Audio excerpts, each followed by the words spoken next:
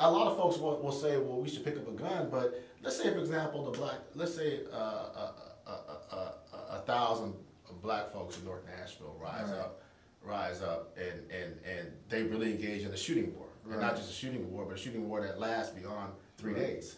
Right. Well, that kind of shooting war you're talking about. In a real shooting war, you have to find safe spaces, safe houses. You're right, safe houses. In a real shooting war, the repression goes against everybody. What happens if they cut off your water supply? Yeah. What happens if they cut off your food supply? Yeah.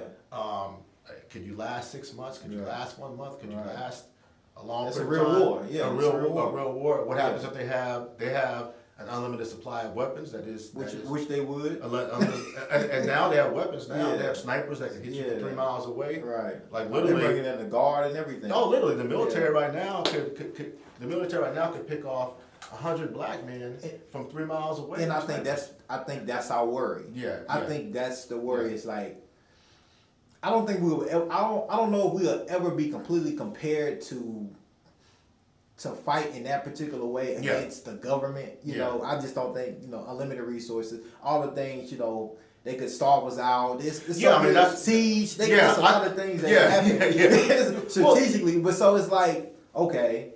But there is. I mean, Elizabeth Hinton has a new book out, a book that came out in the last couple of years, and I think it's either in Carroll, Illinois, or York, Pennsylvania. There was effectively between local police, not National Guard, local police, not the military. There was effectively a shooting war that took place that lasted maybe several years. So there are several examples of that, but I think.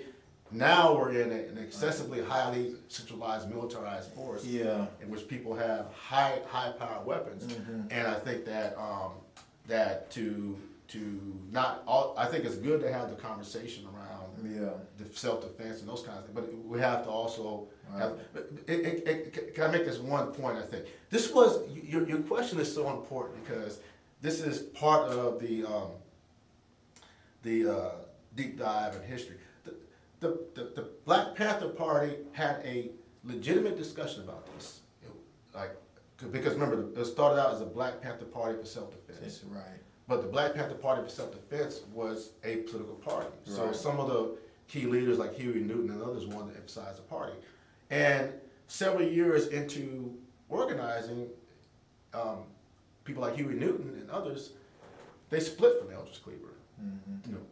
I think partly over this question.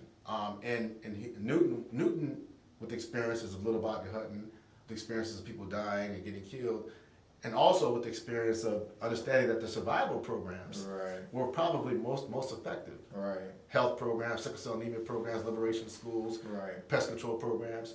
And so they had a real philosophical fight inside of the Black Panther Party, in which Huey Newton and others said we should maybe de-emphasize that component of our struggle, and then Eldridge said, no, we should emphasize that point. Yeah. So even within probably the most significant political formation that we've seen in the black community, there was a philosophical divide that emerged over that central question that you're asking.